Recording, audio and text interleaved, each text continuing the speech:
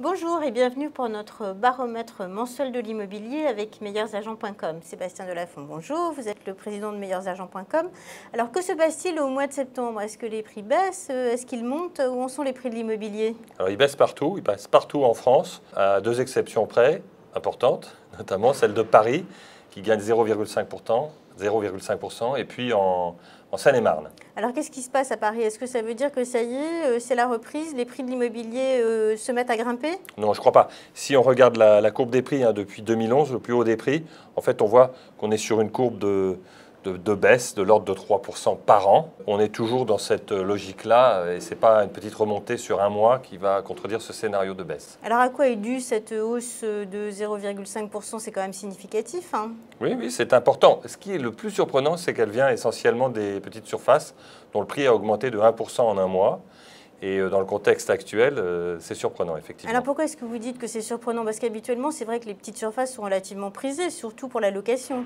C'est surprenant dans un contexte d'encadrement des loyers à Paris, et surtout pour les petites surfaces, parce que on peut imaginer que quand on dit encadrement des loyers, ça va dissuader un certain nombre d'acheteurs de petites surfaces d'investir dans la pierre à Paris. Ou même ça aurait amené un certain nombre de propriétaires à mettre leurs biens en vente en se disant, bon, si j'ai moins de marge de manœuvre, je préfère vendre. Alors exactement, quel est le lien entre encadrement des loyers et évolution des prix de l'immobilier?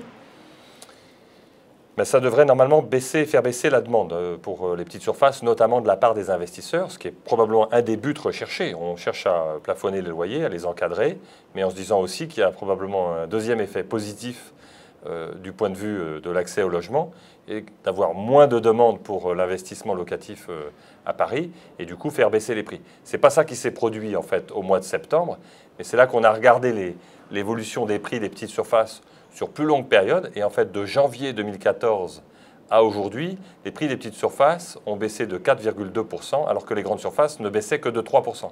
Ça veut probablement dire qu'il y a eu une anticipation des investisseurs et des propriétaires de l'encadrement des loyers. Et pour l'avenir, qu'est-ce que vous anticipez? Est-ce que cette loi sur l'encadrement des loyers continue à faire baisser les prix des loyers concrètement? Alors, ça va faire baisser les prix des loyers. Ce qu'on mesure, en fait, 2 mois après l'entrée en vigueur du décret, c'est qu'il y a toujours 30% des loyers parisiens qui sont au-dessus des loyers majorés.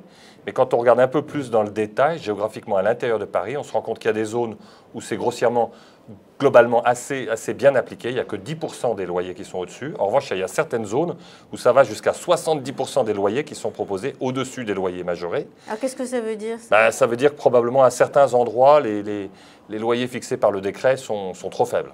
Très bien. Sébastien Delafont, merci et rendez-vous le mois prochain pour un nouveau baromètre de l'immobilier.